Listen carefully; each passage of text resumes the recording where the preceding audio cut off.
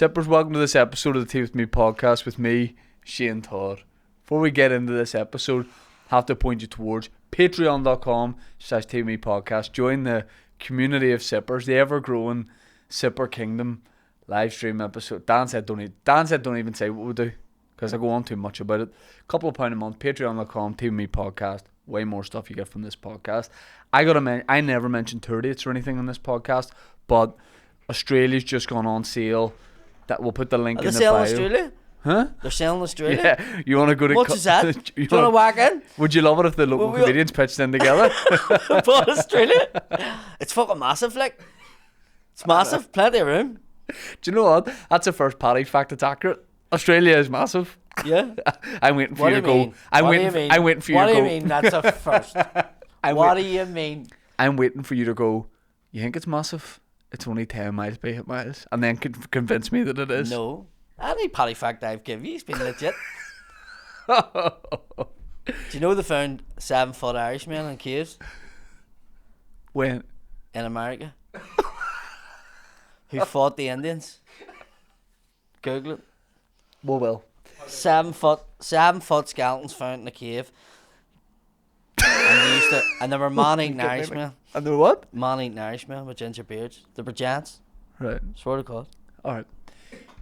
Australia doing Melbourne, Brisbane, Sydney, and somewhere else that isn't a place I'd heard of before. But there are people. Canberra?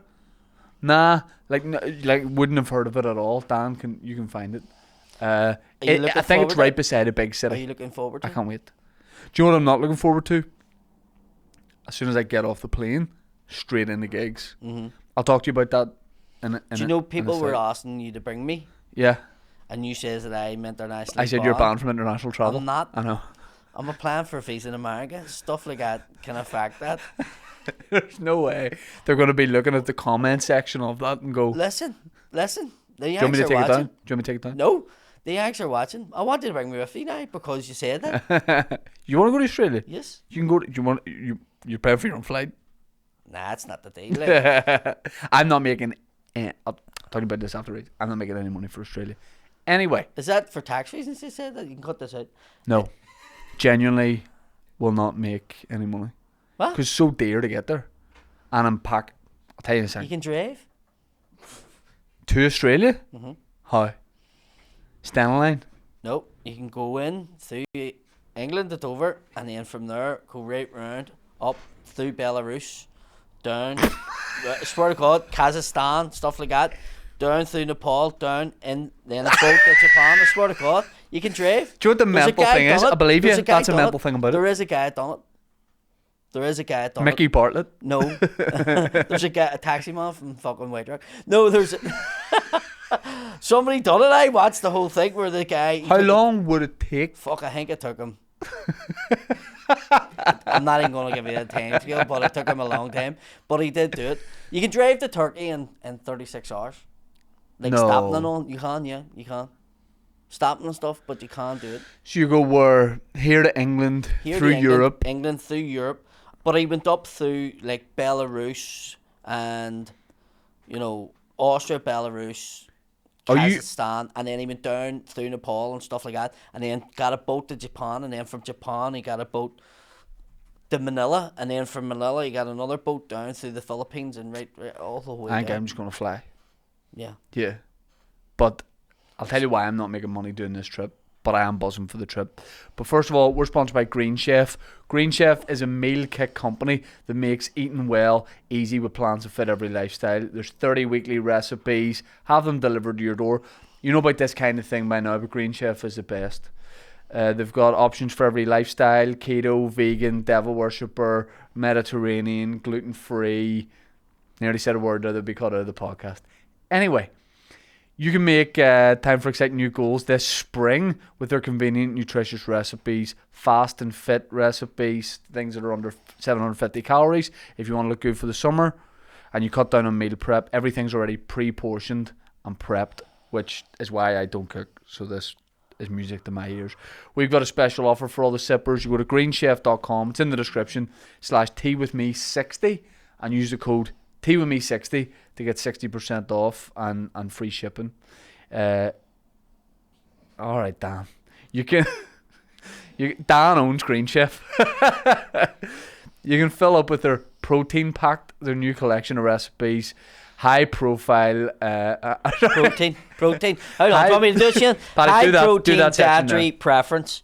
Choose from 3 weekly menus.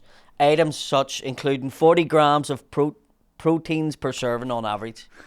You can expect a variety of satisfying and flavoured recipes like Greek chicken salad with mint olive tapenade, right? Inchallah space turkey breast bowls and almond crust baramuda.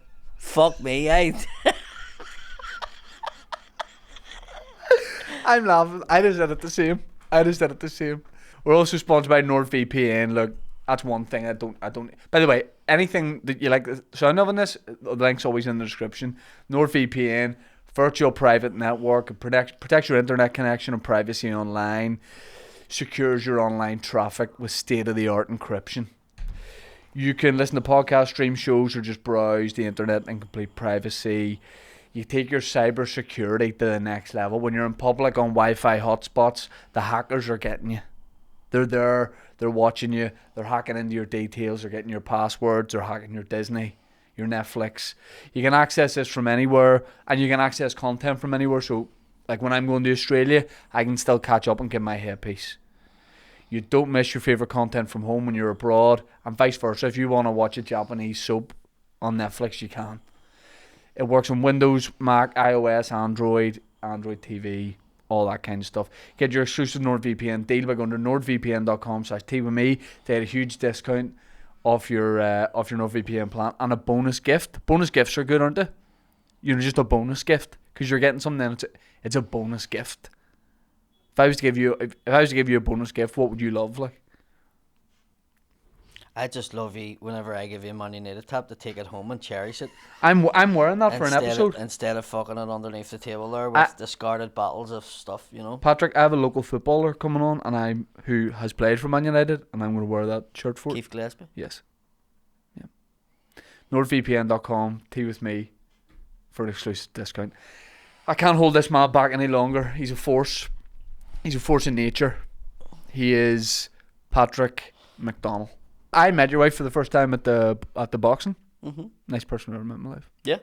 It has to be. I know. You're going to have somebody like that. I know. Yeah. Ours is put up with me, I don't know. I know. What we're talking about Australia just before that. So it's a 25-hour flight there with a stopover, and then the same on the way back. But I'd love to go for a month and sightsee and have days off and that kind of thing. And every day there's a show, in and out. Otherwise you'd be there for like a month. Family going with you? Nope. That's why I'm there for 12 days. I'm doing I think 9 shows, all interconnecting flights, whatever you call it, domestic flights, place to place, and just packing it in so that next year, if I like it and it sells well, then next year I'll go, well, that's so, you know, instead of doing 4 shows there, I could just do one bigger one and maybe avoid this place or whatever. You know, it's like when I went to America last year. I'm just feeling it out and seeing what it's like. So I don't mind. I'll cover my costs. I won't lose anything. But yeah, is there potential to make anything? If everything's sold out, but you're not. I think you will. I think you do well. I don't know. A lot of people saying to me like that. Since you announced it, you know, send me messages and stuff and going, seeing Shane's coming, we're definitely going, or any chance you coming over. So the different, from what I'm seeing, the difference in doing shows in America and doing shows in Australia is they will get you your visa to do shows in Australia. Yeah. It's part of when a promoter takes you on, they'll go, we'll take care of all that. You get an offer of what they're going to give you. Yep. So you sort of know what you're getting before you go. Whereas America, it's up to you to get the visa, and you've got to get it before you can talk to anyone. Yep. So that's why like Mickey loves Australia. He hasn't to do nothing. Well, yeah. Yeah. Mickey says, do you know Mickey said he would move? He said on the podcast, he said he would move to Australia, but he loves his car too much. I was like, they have cars in Australia, mate. Plus you can bring it with you. A lot of my mates, if you go through Belarus. No, funny enough, a lot of my mates that went to Australia, you know, there's one of them actually got his car shipped over because he ended up staying in Australia. You know, he had a car here that he loved and he brought it over. What would that cost off the top of your head? Like $6,000 or something. It wasn't. It's like a container as long as it can fit in the container. Right. And then I know friend of mine who's a scaffolder, he came back and he brought his Harley and his truck back. Right. So it's not as big an expanse. Like, don't get me wrong. Yeah. If it's something that you can buy out there, why would you bring it out? Yeah. Yeah. Yeah. Do you know? Yeah. Mickey drives a TT Coupe. Yeah. You can get them out there. Yeah. You know, and they're just as shit as they are here. It's a hairdresser's car. Like, there's no doubt about it. It's a lovely wee car, but I mean. Right. I like it. I think it suits him. No, they're a He nice loves wee it. car. I think Yeah. they're actually a great wee car. I mean, I drove her Mini for a while. But I look like a fruit nut. Driving a Mini, getting fucking prep meals sent at the door. No wonder people thought I was gay. Do you know what I mean? But I'd love like, to go. I think if I'm going to go, I'm going to take the family with me. and go for longer. Yeah. Yeah. There's a mate of mine lives there. He has a massive house. He just says, come over, you can stay here. Base for as yourself long out as of you there. want. And he has a big RV. And he's like, just take the RV with the family and just go. RV Weinstein. RV when your comes around that. That would be what I would want to do. Uh-huh. Have a bit, because Chris Kent was on talking about, he brought the family over, 25-hour flight, 2 kids under 3. He says they were brilliant Nightmare. the whole time. He says they were brilliant the whole time. He flicked it. It was his wife he couldn't stand. And he said that he cycled in and out every day to the shows, and they just basically had a holiday. He's really easy going, Chris. Oh yeah, yeah, yeah. Do you know, yeah. that wouldn't work out for me. No. Because my kids are as mental as I am. Plus Because it must rub off. he cycled in every day. For some reason, I can't picture you on a push bike. Why? I just can't. I can picture you on a motorbike. I can't picture you on a push bike. Oh, fuck, I'd get on a bike. I used to love my bike. I used to cycle everywhere on a push bike. Yeah, so did I as a kid. Like, loved the bike. Everyone should be doing Australia. This Mickey, is what Kieran, you, Colin. That's what I said to Colin. I said to Colin the other week when I was in Lavery's, I was like, I'm going for this visa for America. Go for it. Get it. I said that too. I says, every one of us get it. And Yep. it's better for us to go out as a collective anyway. Yep. See if we did, like in A touring Australia. show? In Fucking Australia, hell. you do big theatres. Completely. Big theatres. And that's my point. Like, if we done that, like, it just shows you, like, Hot Water's coming over here next month. Mm-hmm. You know, and they're going to bring people over, probably going to use some people from here as well. But, you know, there's a reason why they're travelling. Yeah. Because they've as much of a following everywhere. Like, Australia, I have massive amount Yeah. of people. Like, I know if I go, I would do all right. It's a main place, I think, where you get outside of here, where people go, Bigger you need to than get America, over, like, and yeah, completely. I don't think it's. I think over there, it strikes me the way people work is, you would get people from homecoming, but they'd bring just a load of mates from all different places. That's been Such a happening to me in laid-back England. place. Yeah, yeah. And I'm now into the 3rd year going to England, where the English are coming just through word of mouth from another English person. How much does that freak you out the first time it happens? Even when, like, it was a girl getting a photograph, her and her fella, and they travel from London to Liverpool to see me. Right. And I was like, what the fuck? Like, Yeah. you don't expect that. You Yeah. expect them to wait. And they're like, we just couldn't wait. We've seen you. And then we wanted to see this show to see what it was like, you know, because we've seen the first one. And I Yeah. was like, holy fuck. London's one where you find people have come from Everywhere. everywhere. London blew me away last year. Like, I was doing last year when I did London, doing a bit about getting circumcised, and a guy messaged me after it and went, "I loved that." There was a line in it that I was sort of, should I take? Is that offensive? Should I take it out?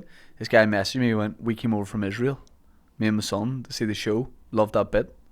And that's a bit I was loved the bit. about circumcision. Or loved your bit. What do you mean, my bit? Your bit that gets But I don't have the circumcised. bit anymore. That's what I'm saying. Do they get it? Do they They send? didn't get the bit. No, Do they that? Do they A send? Ben and See when Kingsbridge everybody got- gets circumcised, do they send the bit over to Israel? Oh, and you think they just used it to build up those walls and stuff? They collect it. Right. Like it goes till the Mecca of the Mecca of circumcision skin. They use them as polar necks and wee turtles.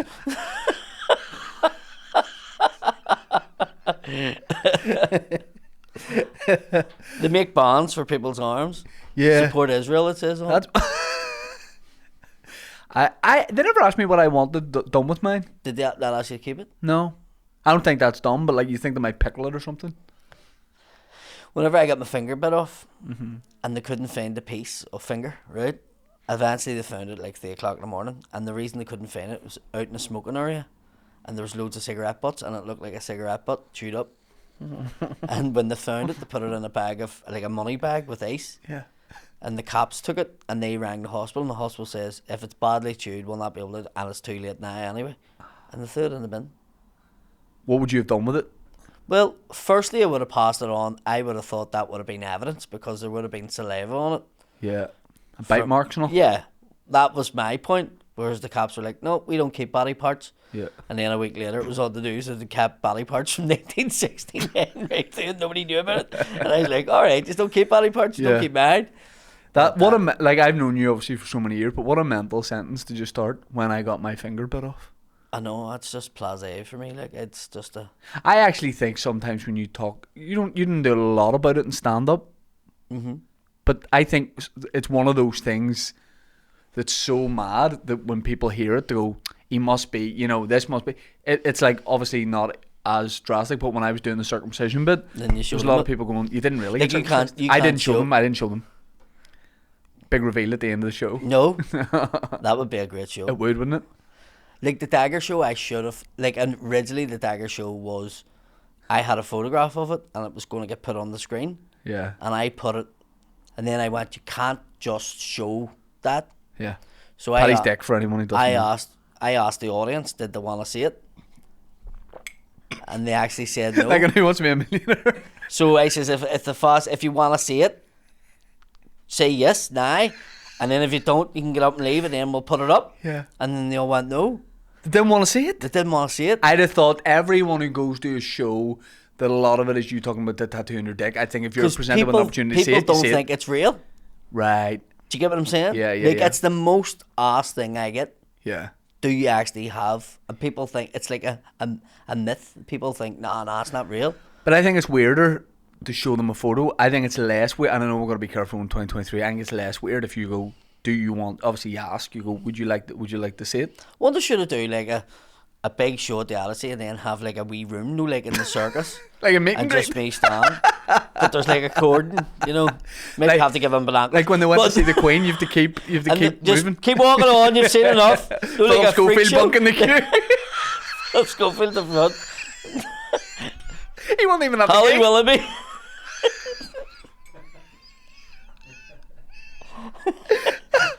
Philip Schofield, I'd be too old for him, wouldn't Oh, I don't know. Why are you thinking about it?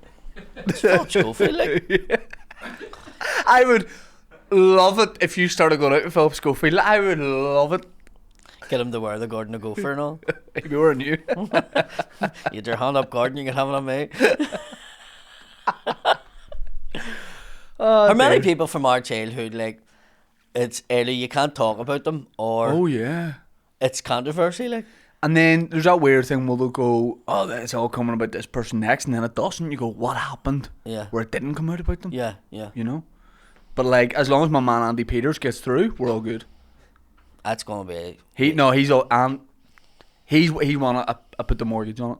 He's all good. Andy's just focused on competitions, like. He's not worrying about kids. I was gonna say he's a dark horse, but then You definitely can. you can't. I think he's the dark horse. I think he's the one that's gonna be the most. Peters? Nah, he's good. He's good. Yeah, big tour of like Australia or. Well, here's what we want.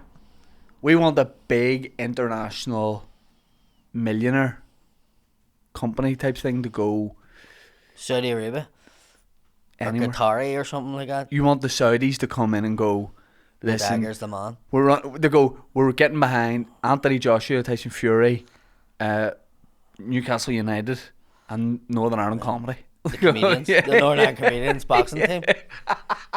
We're like a success. Do you know what? See the Mighty boxing? Ducks. Yeah. I always knew in my head that it would be brilliant. Yes.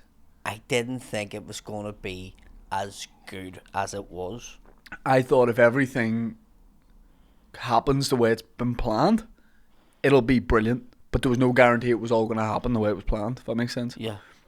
But when I looked out from the curtain and saw Kieran singing at the start and saw the crowd's reaction, I went, it's going to be a great night. Yeah. I didn't need to worry about it. Because up until that, then I was thinking about the boxing, was also a wee bit, like thinking about the running of it all, and I was getting asked questions. None of that I and was this and worried that. about, but for every fight they go to distance, and Yeah. nobody was expecting it to be. Like I said this to you, Yeah. none of us were going to look Like your fight, Sean Mickey, surprised a lot of people when they were going, you know, that my fight was tough. Ronan was tough. Yeah. He was a tough big lad, you know what I mean? Yep. I think he was out of puff, and I was just not as good as a fighter, you know. But I mean, see here, now, it put me off in the second round. The whole hall shouting my name. Yeah. I was going, Paddy, what the fuck? Because then I went, there is a bit of expectation here. Oh, yeah. You know, and I was going, oh, it's sort of, you didn't want to let them down, as I said. I just wanted the last 3 rounds. Didn't want to kill anybody. I think anybody who went to that went to one of the best things that's ever happened here. Yeah, in the city. Ever happened here. It's talked about, like, all the boxers were so jealous. And they said, because they don't have it like that. Like, I had been to McDonald's fight in the SSC Arena. Same. Cunt says I was getting knocked out in 30 seconds and it didn't. Ball bag. I was at his fight. I was at his fight, and the atmosphere and the whole thing of it was nothing compared to ours. Well, we were thinking at one point, we'll not spend too long talking about the boxing. People were like, stop talking about the boxing. But obviously it was such a big deal. But we initially the idea was, because Ulster Hall and Waterfront are run by the council at the same venue. Basically, they went, "Do you want to move it up straight away?" And I was thinking about it, and then any boxer I spoke to went, Ulster Hall's iconic. Has to be at the Ulster Ulster No, the Ulster Hall. Hall's iconic. And the atmosphere just stays in. I can see, like, that's what it's built for. People are saying, what's the next, like the Allison? And I was going, the Slipway at the Titanic, Windsor Park. The thing about Croke Windsor Park, I would really annoy Kater Taylor, wouldn't it? If we got Croke Park and they didn't. Yeah. I think an outdoor one would be great. It's hard to pull off. Yeah. It's like Jimmy Nesbitt in this podcast. I know. Hey, come on. Told you a bit about that offer. Like, let's just. Do you know what? He's rent free in my head, and I think, how does he have time for acting? Because he's devoting his life to playing me. And you know what? One day. Do you think he'll play you one day? He's too old. Do I think he'll play me? Yeah. It'll be mental casting if he did. Was it? I think I might. You think I could play him? No. It'd be mental if they made a film about my life. I mean, in general, that'd be mental. But if I'd be raging. No offense to Jimmy Nesbitt, who's one of the best actors of his generation. But if he played me, Jimmy Dornan would be playing you or something. Now we're getting to the right kind of thing. But Jimmy's older than me, so it needs to be some Barry Keoghan. Although he doesn't look like anybody. Connor Burns, maybe. That's a good fit. Burnsy's nailed on to play you in your biopic. Do you think so? Yes, 100%. And I'll tell you what, that'd be an unbelievable film. The Life of Burns. Yeah, well, I mean, I just love it. It never happened, but you imagine just some billionaire, some sheiks out in the desert, just go, listen, boys, we love it. We love all the stuff. We love Tea With Me. We love Mudblood. We love Lavery's Comedy Club. We're going to get you like the Expendables. We're going to get 80s, and you're going to go and do every major city in the world. It's a 3-week trip.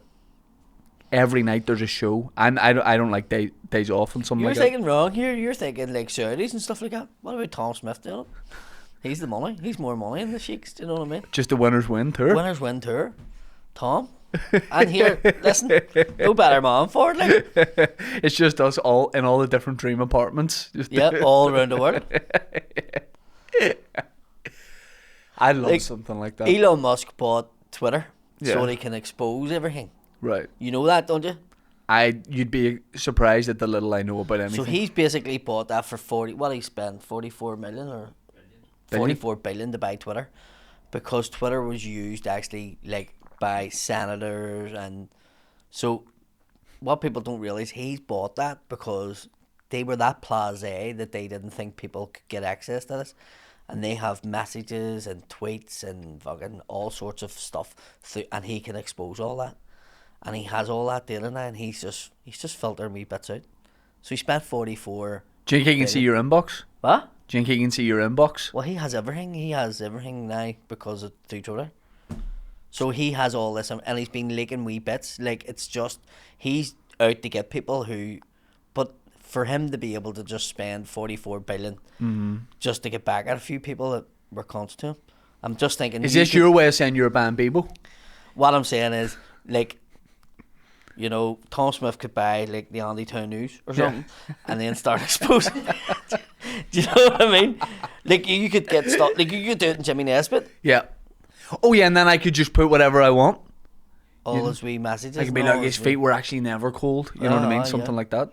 Yeah. If you could buy a company, you become a billionaire overnight. You buy a company, maybe something that you like. What would you buy? You could have a clothes company. You could have a drink brand. You could have a hotel chain. I've always wanted to own car parks. I feel like you could buy a car park. Well, my dad could make one. Huh? Your dad can make one? Oh. What do you mean? Well, he used to do it in the Troubles, like.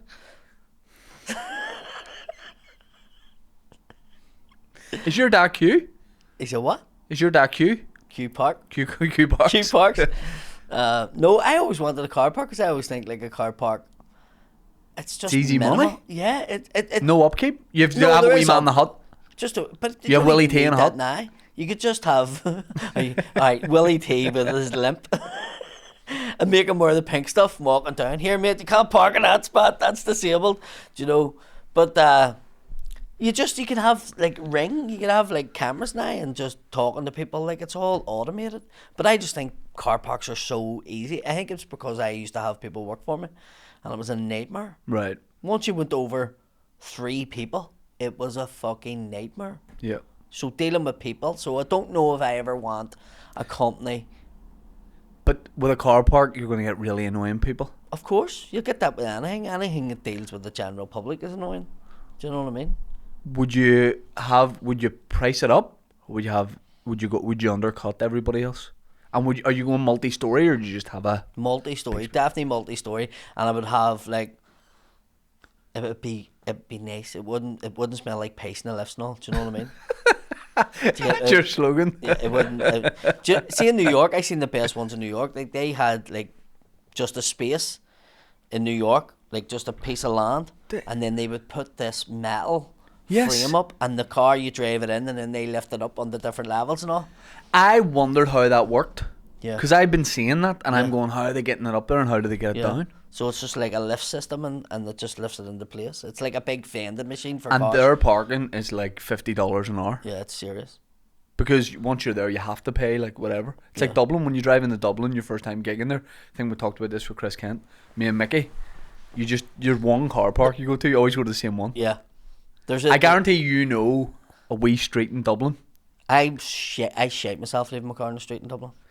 There's one place near the Ivy Gardens street I always find randomly and always end up parking there. I park in the Cathedral car park, which is Jury's Hotel. Yeah. Out the back of that Cathedral car park. It's really, really tight. There's always really tight fucking parking spots. But the famous one I always read was the story. It was either a guy or a woman, and they brought their big high-end car into a bank in New York, and they took a secured loan on it.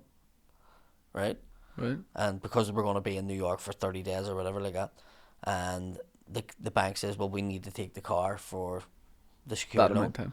And they took it, and they paid it back within the 30 days and then got the car back. And it cost them like $90 or whatever it was, or $100. And somebody says to them, why did you do that when you obviously have the money? And they were like, because it was parking. Cheaper than parking. The bank paid for the parking, basically. Right. So it was like 100. It's a famous story somebody done. So see, next time instead of parking in Victoria Square, I'm just driving to the Danske Bank and going, listen, what you give me on it? Give us a secured loan for half an hour. Apart from Australia and the States, where else would you like to? Iceland. Gig? I don't know. I've always wanted to gig in Iceland. Cause you not the supermarket, the fucking country. Before you're smart about it. I would have been. Because you were going to say, here, I can get you a gig in it. Yeah. I'd done a corporate for them. Worst gig of my life. Was it? Yeah. It was the first ever. Was it in the shop or was it in the thing? It was in the Clayton Hotel. What was that before? It was the Clayton. It was Holiday Inn. Holiday Inn. Back then, it was me and Mickey, and it was the first corporate where I went when they said how much money it was. I went, whoa! Like it was like 30 quid. Couldn't believe it. It was £250, and we were to do 20 minutes each. And we were already doing a gig. You were booking rooms and all, right? Huh? You were booking rooms and all. Going, fuck, I've made it. So we went, and it was their Christmas party. We went, there's a full disco already happening. Everyone's up from their seats. They just gave us 2 handheld mics, side of the room, not on a stage, not anywhere. They didn't fade down the lights, and the DJ didn't stop the like strobes and all going. And they just turned the music down, turned our mics up, but we were drowned out by everyone. And there was, when I say there was one woman watching us, I mean out of about 400 people, there was one woman who turned her chair and was happy enough watching us, and we just stood and did. I was proud of us, like, because we stood and did our time. She was the one paying you. She was the boss. She was seeing her much. She was Mrs. Excellent. But we did it, and then just walked straight out. And I was gutted at the time, and then I went, no one knows we did that, and we just got £250 for 20 minutes work. So I remember doing McDonald's, and I'd done McDonald's West Belfast, and it was in the Dabneys. Right. And I mean, that sounds like that's going to be tough. And it was brilliant. Like, it was really... In the room we did? Yeah. And it was just, like, mental and brilliant. Because everybody, they were all dancing. As you said, DJ and I was playing, I was like, oh no. But them and I went in to see me, and they all went up and sat in the crowd. How long ago would this have been? Years, like?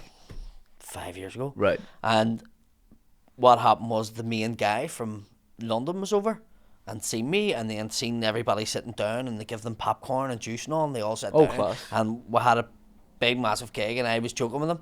Brilliant. And he came up to me after, and he was like, that was something else. I really want to book you for other ones. And I was like, yeah. And he booked me for Scotland, and he booked me for Dublin, and he booked me for Ballymena. Right. And I went to Ballymena, and they were throwing stuff at me. Like, there was full-scale digging matches at the fucking game. You weren't loving it? No. I fucking hated it. Like, they just didn't want to know. And then I done Dublin. And then he contacted me, and he says, well, we'll just leave the Scotland one. And I was like, yeah. And we just left it. Because, like, they couldn't have been any further from what I'd done the first. You could have been the McDonald's comedian. Could have been. Ronald McDonald, Paddy McDonnell. Paddy McDonnell. Would you have, for a fee, would you have changed your surname to McDonald's? Paddy McDonald's? Yeah. Yeah, how much? Still will. We're trying to get the big dagger burger. We're trying to get Butler to change his name by Depot. It'll already have come out by this point. Well, in the comments of the episode Diona and Aaron Butler did, we were saying if the comment of Butler under the podcast got 5,000 likes, he'll change his name to Elvis Aaron Butler or Aaron Elvis Butler. So he's willing to do it if we pay for it for Depot. Mm. People do that way more than you think. Change your name by Depot. Do you know what I think's weird? For no reason. Used to happen in my school all the time. People just change your name? Like every month near enough somebody changed their name. But it's cheaper than you think, isn't it? I don't even think it was. I think it was more just that the man had fucked it out, and then surname. Like right. There was one guy I went to school with. He had 7 names the duration of primary school. Right. So his ma, he had like his dad's, and then his ma threw his dad out, and then took her maiden name, and then she fell out with her family, so she changed it to another name, and then she took up with a fella, and then they took his name, and then he got through out, and then she went back to the name. It was like every time he came into school, so Cabin was his first name. Right. God rest him, he's dead now. But he must have had 7 surnames. Like, he'd have been better just being like Prince. Just keep Kevin. Just be Kevin. Formerly known as Kevin. I think it's weird when people you know someone, you think you know someone, and then you find out their name is your middle name. Yeah. That's mental to me. I work with a fella, Frankie, and his name is Hugh. Right. Hugh Francis. And then a surname. And so he didn't even like Francis. Like, so the second name that he took, because he didn't like his first name, he didn't like, so he adapted it to what he liked it sounding like. Right. So, like, he actually had a name that wasn't actually any of his 2 names. Yeah. Do you know what I mean? Yeah. And then we were somewhere one day, and it was like an official document or something had to be signed. Right. And somebody went, Hugh? And I went, what is your man saying, you? That's funny. And he was going, yeah. And he was looking at me, and then Hugh Francis, and I went... That's sort of when you're in primary school and the teacher reads out someone's middle name, everyone gives them but that keeps going as you get older. Yeah. At my wedding, people found out, and not that I tried to hide it, my middle name's Stuart, and I remember people laughing. Was there a surname in your family that was Stuart? Is that where you got that? But here's the only thing about it, it's Stewart. Stewart, Stewart. Right. Which I don't like. Stewart. Stuart. Stuart. It's like Hugh. There's some names I just... Used to be a supermarket here, Stuart's. I remember Stuart's. There's one in Hollywood in the high street. Had we off license in it? Yeah. Stuart's and crazy prices. I'd love to do some of Europe, some European gigs. I'd love to just... You've done Amsterdam, haven't you? Yeah, a couple of times. I fucking loved Amsterdam. I thought Unbelievable. It was It's so good. great. Yeah. It's just one of those cities that, I don't know, there's a real buzz about it, and there's obviously the weed thing, but it never feels, it actually feels, probably because of the weed, really like a laid back city. Even though there's loads going on, it's just like laid back, and when you go to do a show, even if there's loads of local, like their English is unbelievable. So I loved it, and some of their rooms are unreal. Yeah. We did the same one then with Comedy Cafe. Comedy Cafe, which is in the Hilton Hotel, isn't it? Yeah. It's in the bottom of the Hilton Hotel. Maybe. It's purpose built. Purpose-built comedy. Yeah. And I think that was a hotel where John Lennon fucking had his protest, like lying in bed with Yoko. Is it? I think so, why? I think so. Or something like somebody told me that or whatever. Yeah, there's parts of America. I'd love to do parts of America you don't know. The Deep South. Anywhere, yeah. Places like Vancouver, Seattle. Colorado, yep. I just love, but you're not. There's too much. You know what I mean? There's like too much selection. How do you go through it? How do you go can't. through it? You can't. I don't think. No. I think you gotta find like a. I just going to try and find where Kevin Hart It's about and to then, be. and then just go and take Yeah. his gigs. Yeah. You know, I love I'm it. just doing the Giant Stadium. He shows Just- up. Ladies and gentlemen, welcome on stage, Paddy the Dagger. It's just a white Irish guy showing his dick.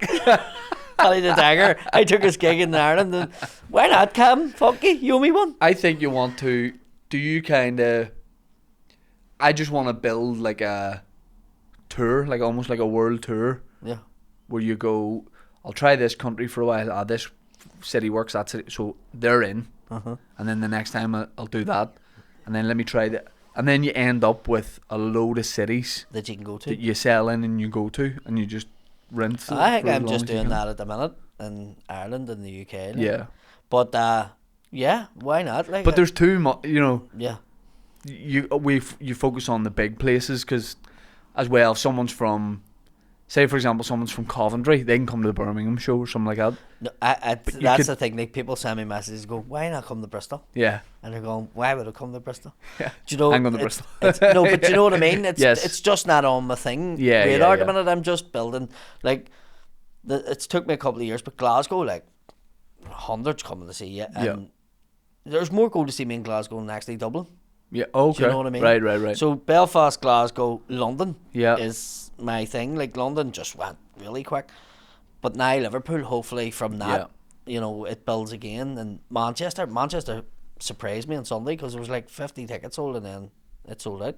The first time I did Frog and Bucket, I didn't sell that well in it, and the balcony, there was nobody in the balcony, and that it's hard to describe to people who don't do stand up, but it's a bit like the Empire. You're up high on the stage. With a slightly higher stage, if just the ground's full, It'd be your eye line, same with the Ulster Hall, you're looking. your eye line's the balcony. Yeah. So you need that to have people in it, otherwise you're just doing this. Yeah. So the first time I never enjoyed that, and then when I went back and there was people there, I went, oh, this is way better.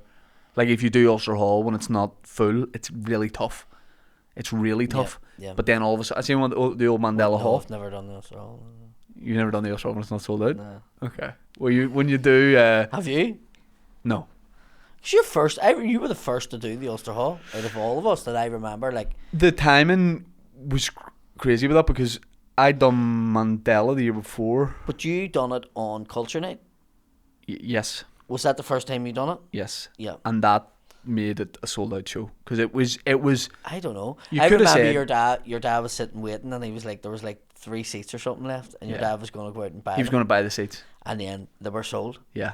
So you But that sold was it, Culture Night because there was with a show like that, like if you're doing a comedy club, say the Black Box or something, you might get because walk that's ups. prior to Tea With Me and all that. Always before anything really. But so what happened was with that, I'd done Mandela the year before, and I remember me and you having a conversation at a comedy club, and I'd done Black Box one year, and then I was going to do Mandela, and I was like, it's just a stupid move, and you were like, I don't, because that was just a venue where you went to watch the UK comedians or whatever, and I was like, I don't know, and I remember actually talking to you about it and going, I don't know if I should do this, and then with Ulster Hall it was another, we'll try it, but it was close enough to selling out where you could have if you really wanted to say it was sold out, But because of culture night, those people saw a queue and went, "Oh, what's this?" And that would never happen with a tour show. What you sold that day is what's coming to see you. So that kind of helped. But all the boys did the comedy squad in the Ulster Hall, and I think about 2 weeks before, because we tried to get into the opera. I tried to get it. Graham Watson was promoting it. We'd gone to the opera house, and they turned it down because it was.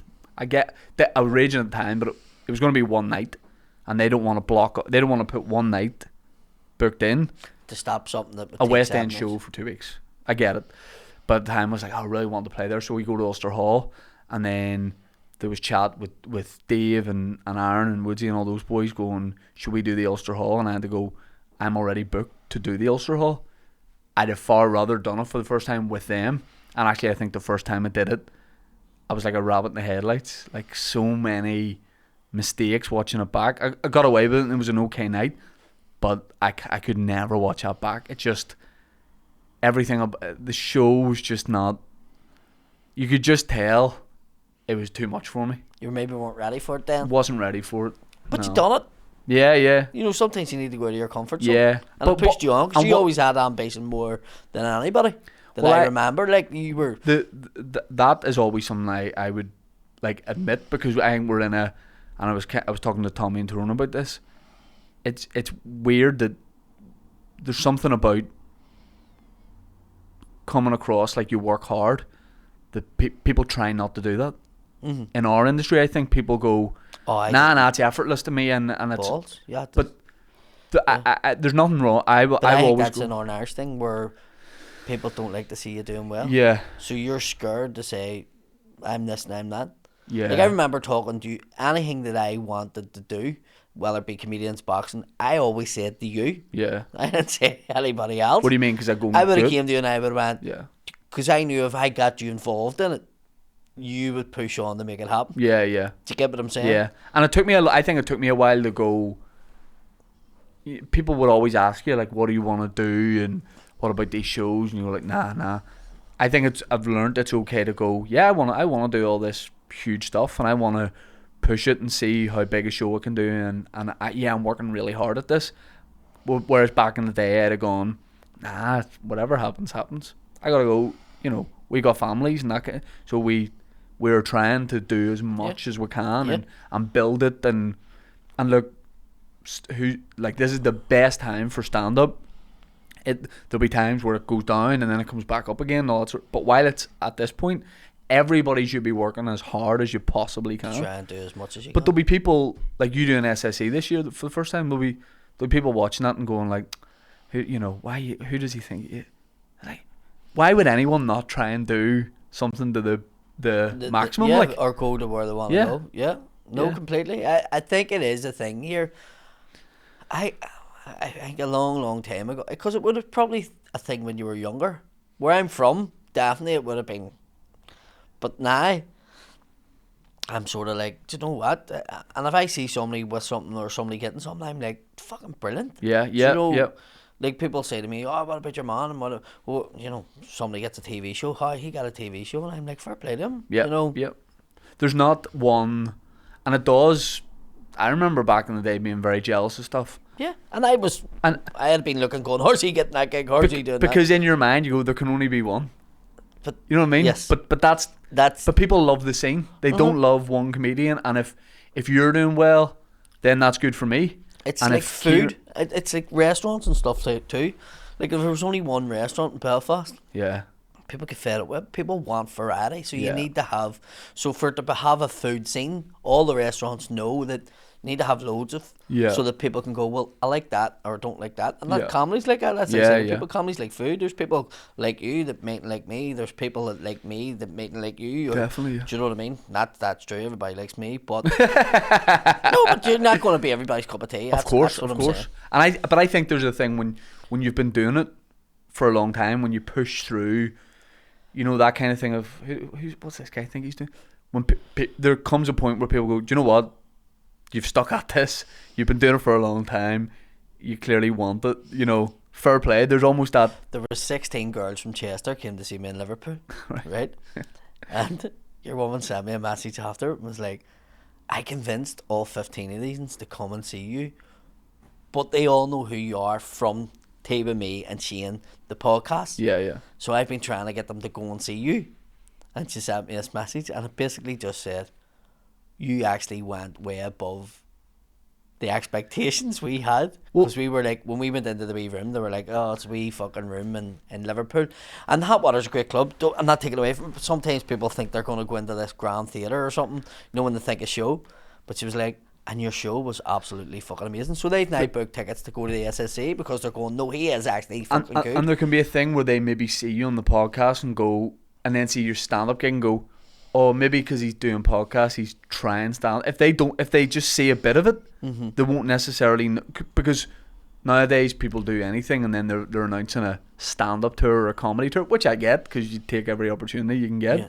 But maybe they see the clips and they go, oh, he goes on podcasts. So when they go and see you live, maybe some of them are going, he's maybe getting it, and then they go, oh right, no, he's a comedian, fully bona fide comedian. Yeah. And I've got that reaction. Like, especially in London, people's like, that's as good a fucking hour stand up I've seen. And no one should fight that too. No. You should. You should embrace surprising that. People's good. But I think in my own head, like I remember gigging with Jason Moffat and going, I'm not taking away from Jason Moffat, but I was going, there's nothing that Jason does that's not achievable. Yeah. Do you get what I mean? Yeah. It's different than if you're maybe, and this may be the wrong way to say it, but if you were a footballer and you're on the pitch with fucking Ronaldo and you go, I'm never going to get to that level. Yeah. I think in comedy you can sort of go to yourself, well, I can get that level. There is a level you get to, and I think comedy's one of them games where you can share the stage with big comedians because they're not doing anything that you can't do. Yeah. You hone your craft and then you get it. It's more to do with what your material is, and don't get me wrong, there's a lot to do with delivering and stuff like that. Like I've watched you, there's times I've watched you and I've sent you a message afterwards and be like, fuck me. Like in the past 3 or 4 times I've seen you in your bigger shows, like I've said, tell you. Yeah. Fucking, we're sitting there watching you, and I was going, where we've came from. Like. And there's nothing more. Theoretically, you get a stand ovation from 1,000 people. A message from another stand-up means is way better than that. But I've seen you at your roast. Yeah. Do you get what I'm saying? Way at the start when I was fucking not knowing what we were really doing. Yeah. We were finding our way. Yeah. And then sometimes I just stand at the side and watch. And that nucleus of us, like the couple of us that I would stand and watch, and I would go, fucking hell, like. But I think because I was saying I might have been saying to Tommy on their podcast, I don't think I was good at stand-up for about my first 7 years maybe. I think I had some good gigs and I got away with it because maybe I looked younger than everyone. But I think because I started so young, I didn't know, without saying, I didn't know myself, or I wasn't that mature. So actually, now that I've got a bit older and I know myself more, and being a parent and all that kind of thing, just more world experience kind of. Yeah. I feel like now I'm not trying to be I'm not thinking about the kind of comedian I want to be. I'm just being me. Yeah. And doing the material. And I think naturally, when you do it naturally and stuff that's happened to you, it's easier for it to come out. Yeah. And then talk about it. Yeah.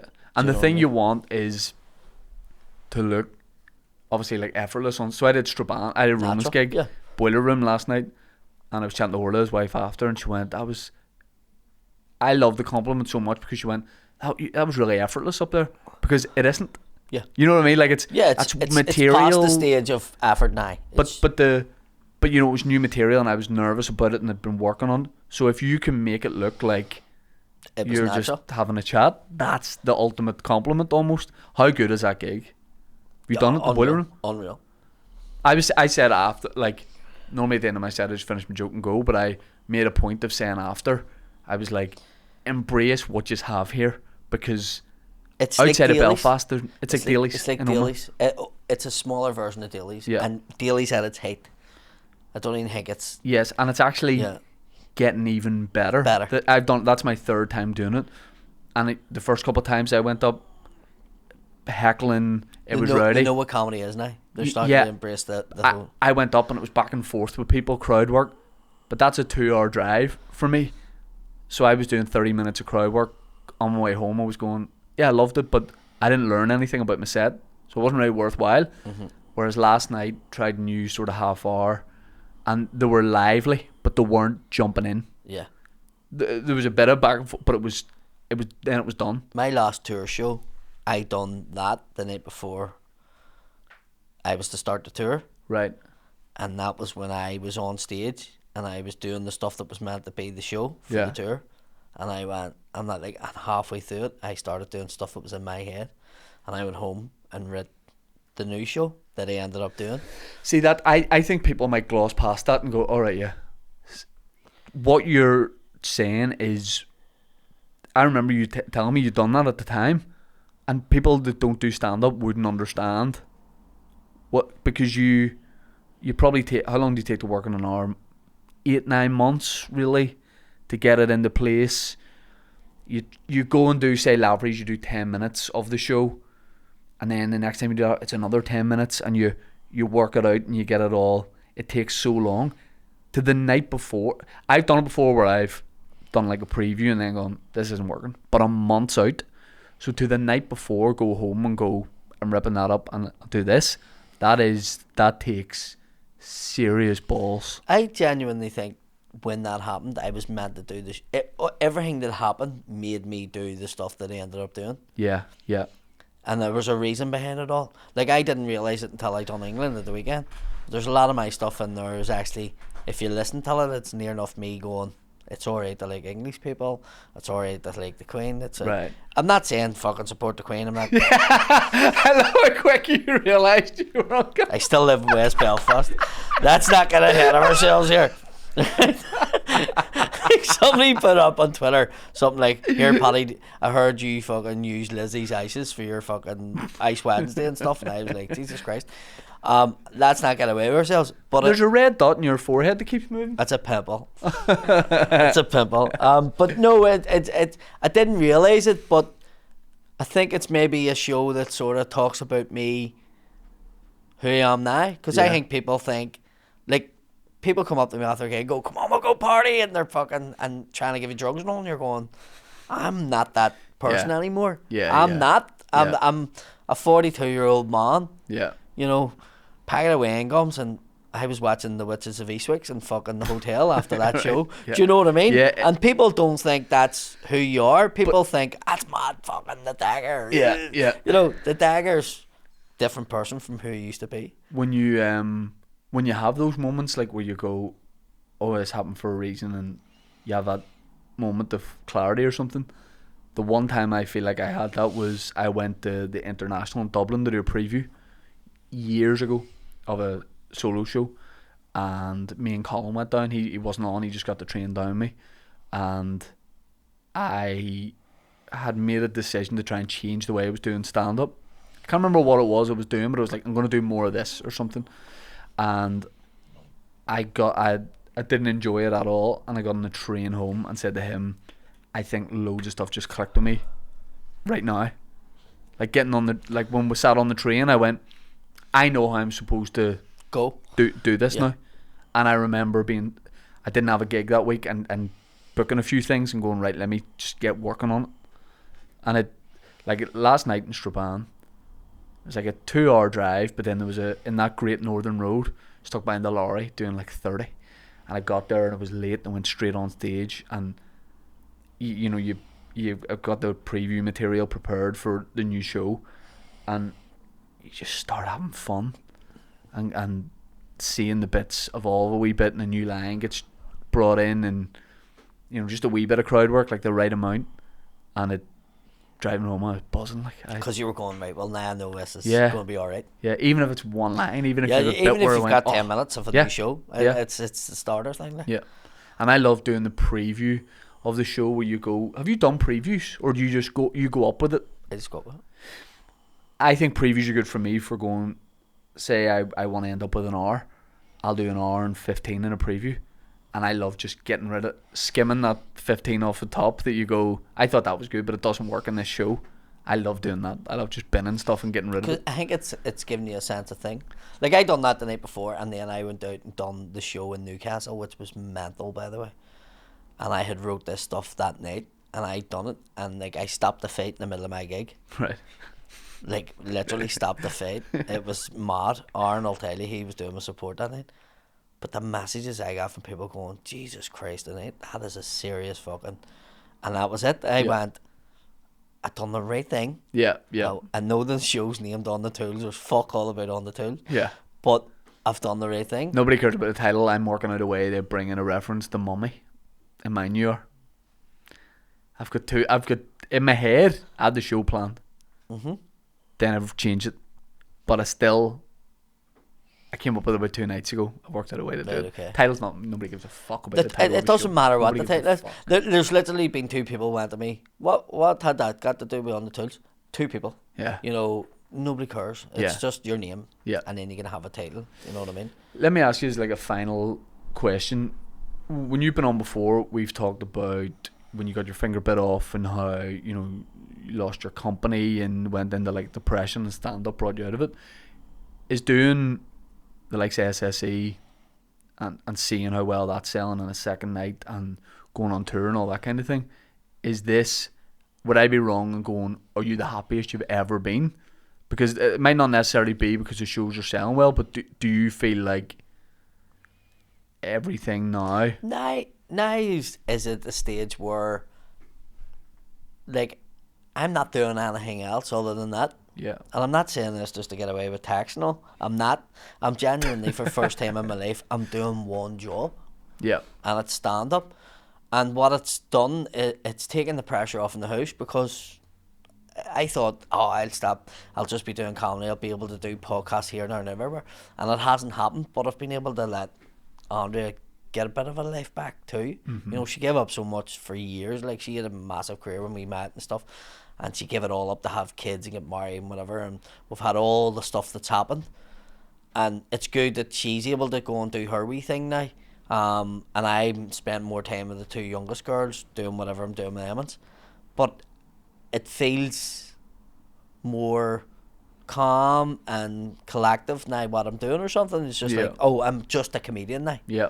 This is what I'm doing. This is my job. Yeah. And this is what I do. Yeah. And it's took the pressure off a wee bit that way, whereas I'd be coming home from work, getting changed, showered and straight out and going elsewhere. And I tried to do the whole teaching thing, but it was just taking too much time away from what I really needed to do. Yeah.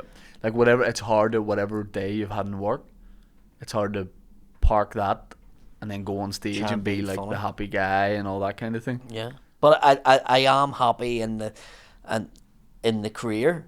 And like going away and doing the clubs at the weekend in Liverpool was just like, this is what I want to do. Yeah. Even though you're sitting in a wee green room and everybody's on their phones and whatever. But I was sitting there and I was going, I'm getting paid for this. Like, yeah. Do you know, even though it's not great, I'm getting paid for this. Do you know, it was just like... It's a dream. It's like saying you want to be a footballer when you're younger. It's and stand-up comedian. And then actually being it. Being it, yeah. So, it's great. And... my sister sent me a message the other night. She was at Paul Heaton and she was like, from Beautiful South? Yeah. He's class. Yeah, I think he's brilliant. I couldn't go. But she was at it and she sent me a message and she was saying, she says, I'm just standing in the SSE arena. And she says, and I just went, fuck, my brother's playing here. Mm-hmm. Do you know, she says, I have goosebumps. And it's good feeling for them too, I think. Yeah. Like, my ma loves it. Like, she tells everybody, she's like, fuck our Patrick, he's so fucking... It's hard, I think, for people close to you but not in it, to when you say you're doing this and that, or if you say you're doing hot water, family members might not know about a comedy club in Liverpool, but when you're doing the venue that the people bands they love and all that kind of thing, or they just went to see... I'm going to see Peter Kay. Pop star Peter Kay, yeah. You're doing that. It's mad. I think if you thought about it for too long, it might terrify you. Like. But it's good to see that, like, it's not even just me. I think it would be very lonely if you were just the only comedian. I think it's great to see that everybody's doing it. Yeah, yeah. Do you know what I mean? Yeah. And it's better for everything's better for it. Oh, completely. You know what I mean? I mean, the boys in Liverpool and stuff were talking about that, and they were just saying they want a bit of what we have over here, the action over here, obviously, with them coming over. But they say they feel it too because they have similar sort of success up in the northwest, and the other comedians like down south and stuff are like, what are you doing different? It's Liverpool, Belfast, Glasgow, seems to be where it's at. Yeah, I actually don't know that about. Is the Glasgow scene popping off? I know it's a great comedy city, or is it people seem to going have a few boys there that's doing quite well? Yeah, but and that's maybe no coincidence that it's industrial cities of people that work hard Working and class. yeah. I think it's a working class sort of, or like, I'm going out to watch a show now. Like, I'm surprised that people are still buying tickets, because you hear all these scurry things like, oh, they can't afford heat, you can't afford this, you can't afford that. You know, I know for a fact that people got their 600 quid and bought a ticket to see me. It shows you though how much. Not that it was 600 quid for a ticket. Yeah. Yeah, but it's 30 quid, but it's 600 if you want to see his dick in the side room. All I'm saying is, if you want to put that, like, I can cash it for you. I know a fella that knows a fella. Just walking past Pizza Hut on the way in, like, oh, there's Paddy showing his meat feast. Have you got your ID or the Wisconsin? Your SSEs are spread out, and the first one's in May, and then on your birthday. May the 12th, my birthday. And second one. And it's going to be a big birthday party. Yep. Like, bring streamers, bring presents. It's a big birthday party for me. Do you want a cake on stage? Yes. I did Coleraine. We have the same promoter. Yep. No cake. I don't mean to sound like Yaya Toure, niche reference. No cake was presented to me on stage. I finished the gig like this. Alright, folks, that's me. Nothing. Nothing. You were expecting something? Yep. Cake. Did you say to me, do you want something? I'll organise something. Was it you said that to me? No, I've just said it there now. Do you want a cake? There was somebody else said to me, do you want me to get something done about this? Yep. Might have been. Might have been me now I'm thinking of it. And you know, if you come to me, you're getting a cake on No, stage. I think it was you. You've come to the right guy. I'm convinced it was you said that. Do you want something done? And I Come was to the like, right man. I think you did say it to me before. I'm going to get you a tart. So, do you know what? This is going to make up for all the shit birthdays I've had. Right. Which is part of the show. Which Right, I'm going to okay. talk about. Okay. We'll put the link to the description for those. Yes, September the 8th. Link for tickets. Yeah, September the 8th. SSE, yeah. I'm in the limelight too. St. Paddy's Day. That's right. You put that up called Paddy McDonnell Crowdwork, and I said, why is it not called Paddy's Day? I know. Because you're called Paddy. There wasn't even any reference to Paddy's Day in the first poster. Um, Just have to come to Shane from now on. Do every, you want to run my socials? No. Everything's in the description. The Australia shows, Paddy's SSE shows, our SSE shows. Everything's in there. Go and spend your 600. Do you want me to do 6 days? In Australia? Yeah. Just come out do Do one your show. support? Yeah. You get a container over. If you leave now. That's cheaper. If you I leave get now. in the container now. If you leave now, message me when you're in I Belarus. don't even need a full container. I could get a one of the wee portaloos Yes. on sides, the metal ones. Yep. No, that they have to have in Yep. West Belfast because they will wreck toilets too. Just one of them portaloos. Make and it worth just your while. Stop in sit on Belarus and do A gig. their clubs. Kazakhstan, Yeah. The Kazakhstan Fringe. And then meet me in Australia. Japan, Manila. Yeah. I love it. I know we've got to wrap this up. Dater Pizza. Before the live podcast. I would love it if you got massive in Japan. And moved there. And you were like you were like the Seinfeld of Easy Japan. peasy Japanese kid. That's the name of the show. That's it. Easy peasy Japanese. Paddy McDonnell. Ramen. Did you see that? Ramen is Yeah. Yeah. From ramen to ramen. Yeah. in America. I remember when I was first there. And I was in the supermarket, and they had these noodles, and it was ramen noodles, and I went, The boys are branching out. "Wow, fucking ramen!" And then we were in another supermarket, and they had a different one, Yeah. and it was like like super noodles. Yeah. And then, like super noodles changes of that. It was top ramen noodles. And I was like, fuck me. Like, how is Jerry just add a Adams load of not- ramen? Well, I say Jerry Adams. Jerry Adams won in the Ra. We'll have to go to Ra people. But ramen noodles. And then when I seen that ramen and beer in Liverpool, I was like, fuck me. Like, nobody would put that up here. That's how you're going to be massive in Japan. You go with brand ambassador for The ramen noodles. for ramen noodles. Paddy, thanks for doing the pod as always. Carmela SSE Mayagat. in the description. Cheers.